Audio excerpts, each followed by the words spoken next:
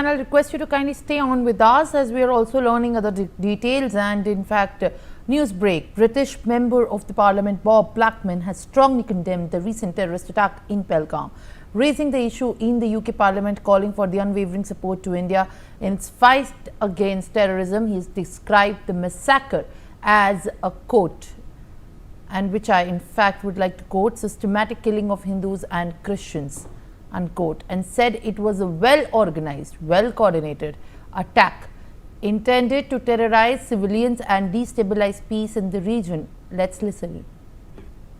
The reality of this terrorist attack, which was well-organised, well-coordinated, was, despite the minister's words, these 26 men who were murdered systematically by being shot in the head were either Hindu or Christian.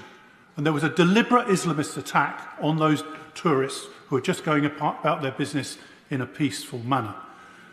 These terrorists were well equipped, they were well coordinated.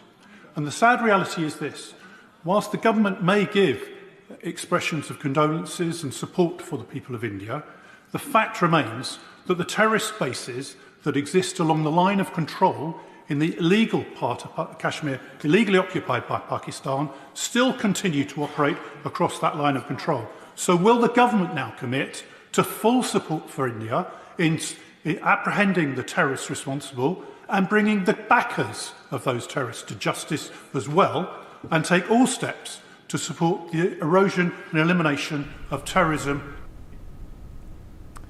Aditya Wadawan, my colleague, is joining me live on the broadcast. UK MP has raised the issue of increasing threat of terrorism to the world, but very clearly staging their resolve and support to India at this time. And in fact, it is not just one country. Every country has condemned the terror attack in line with, in fact, the kind of condemnation which is required for curbing the terrorism across the world. Aditya, share more details as to what the UK MPs and the leadership has maintained as far as support to India is concerned.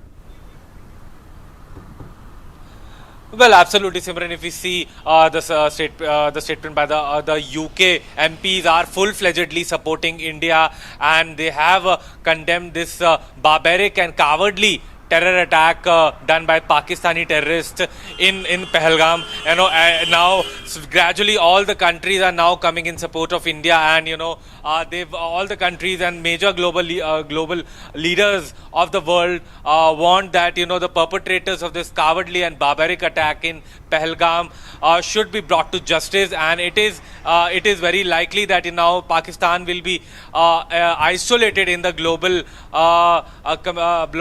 global community. Already the nefarious designs of the Pakistani establishment, be it army or the ISI, have been exposed in front of the world, and now the reality is the dark reality of Pakistan is in front of everybody. So it is now very pertinent to call out the nefarious actions and the sinister actions of the Pakistani terrorists and the Pakistani establishment. Yes, Simran.